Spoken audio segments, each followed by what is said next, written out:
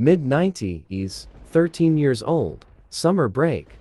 I was home alone and sleeping in like I loved to before the heat rolled in. Anyways, the phone kept ringing and ringing, but the caller wasn't leaving a message, so I didn't pick it up. Eventually they gave up, and I was just about to get back to sleep when the doorbell started ringing non-stop. I drag my ass out of bed and go downstairs and open the door. It's the neighbor girl from down the street. She was about my sister's age 11-12. She had a bat in one hand and the cordless phone in the other. She was crying uncontrollably. I let her in and got her to calm down a bit. When she could finally talk, she said that she was home alone for the day, and that a few hours ago, their dog Pepper had started barking uncontrollably at a spot in their upstairs hallway. She said she had also heard banging noises coming from the same place upstairs. She had already called the police, and they did come out, but everything stopped just as they got into the house. Then it started up again after it had been thoroughly searched. Her parents had been notified too,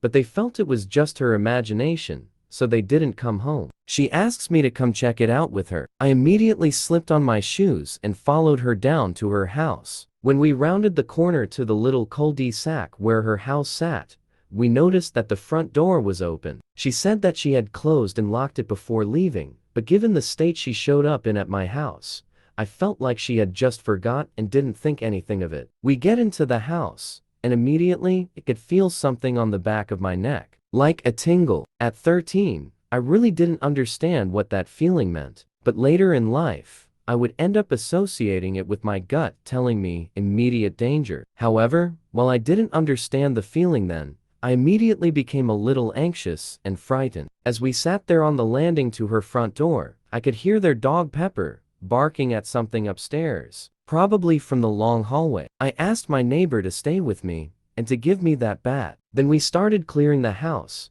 starting with the basement, then the kitchen, living room, and the garage until we were back in the front of the house near the stairs that led to the second level. With no else to check, we cautiously headed up. The stairs went up to a short hallway that led to the master bedroom on the left, before turning right to the other two bedrooms and bathroom. We cleared the master bedroom, then were left with the long hallway of rooms and bathroom to check. At the end of the hallway was their dog, Pepper, and he seemed to be fixated on a point on the ceiling just outside the door. At the end of the long hallway, looking up, I didn't see anything, so we continued to the bedroom on the left, then the bathroom on the right, before we reached the end of the hall, where there was one more bedroom to check. It was her bedroom. As we approached the door to her room, we were startled by a slamming door behind us. It was the door to the master bedroom, a room we had just cleared together. At this point, the dog stopped barking and then ran off down the hall towards the stairs. However, as he rounded the corner,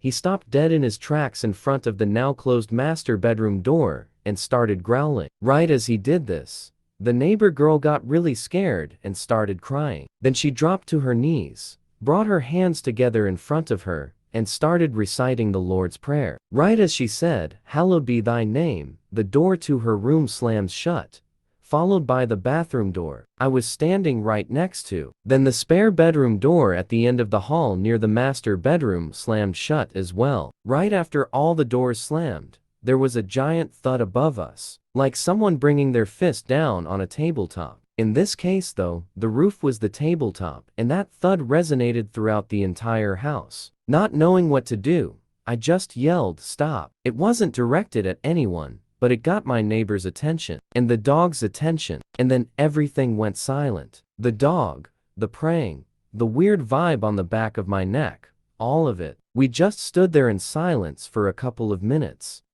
We went downstairs, told her she could hang out at our place for a while, and she agreed. We made sure to grab the dog and lock up, then walked back to my house.